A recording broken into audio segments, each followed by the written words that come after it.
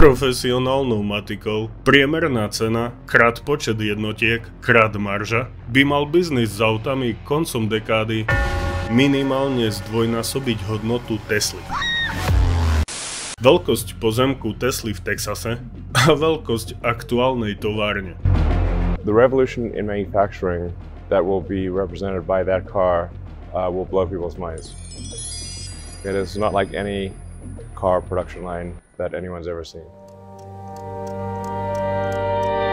The thing that's most interesting about this is the production system.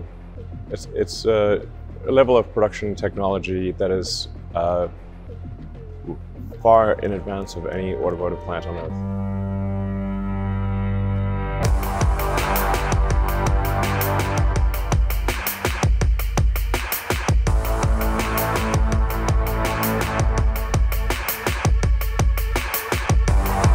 Niekde tuto bude pilotná linka ďalšej generácie lacnejších vozidiel. Jej časti sa už pravdepodobne testujú tu.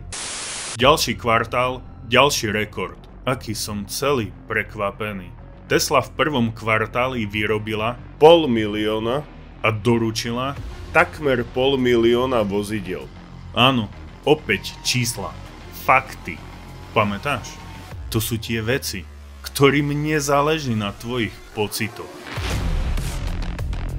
V tomto bode by som rád vyjadril už len svoj osobný návrh. Každý, kto po 10 rokoch rovnakých článkov spochybňuje dopyt, môže odpáliť priamo do pič. Ďakujem. Reklamuj mozog u rodičov.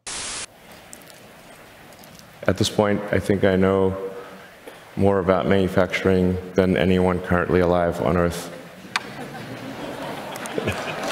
Tweet that. I can tell you how every damn part in that car is made.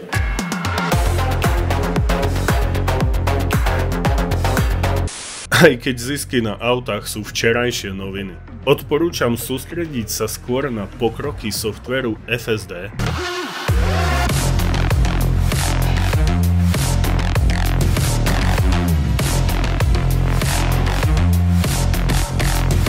a Optimusa. Odhalenie robotaxíka pravdepodobne nastane v najbližších 12 mesiacoch. Zak ešte stále uteká pred zápasom,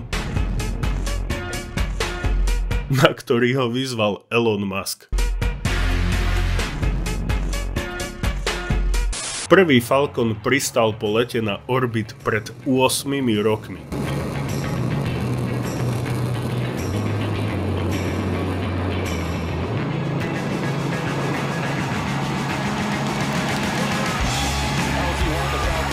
A nečakám, že to niekto dokáže do ďalších dvoch.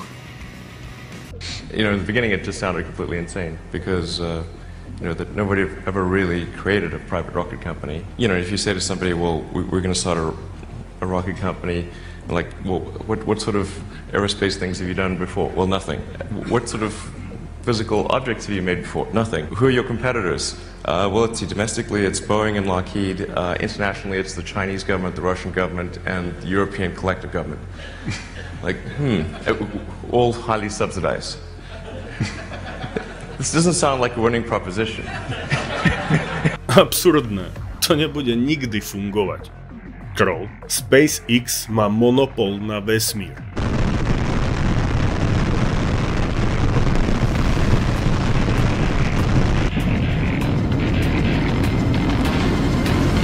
Toyota zvolala 2 milióny aut na fyzickú opravu kvôli riziku požiaru baterky. Tesla updatela software 2 miliónom aut, keď ich majitelia spali. Hádaj, ktorá z týchto správ mala väčšie pokrytie.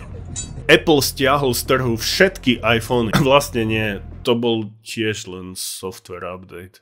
Očakávam, že koncom roka bude Grok vybavovať 90% online služieb Tesly, Starlinku a X-ka a bojovať s fake news smerovaných na Elonové spoločnosti. Tesla má vojnovú kultúru znižovania nákladov, tvrdú inováciu až po úroveň hardvéru a výroby. prísnu zodpovednosť zamestnancov, kde má takmer každé inžinierské úsilie, jasnú cestu ku produkcii, masovej výrobe, ziskovosti a trhu miliárd dolárov. Tesla nemá nadýchané, vágne a výskumné produktové ciele ako Google. Optimus je veľmi reálny prototyp, ktorý bude mať výrazne rýchlejšiu cestu k výrobe ako auta.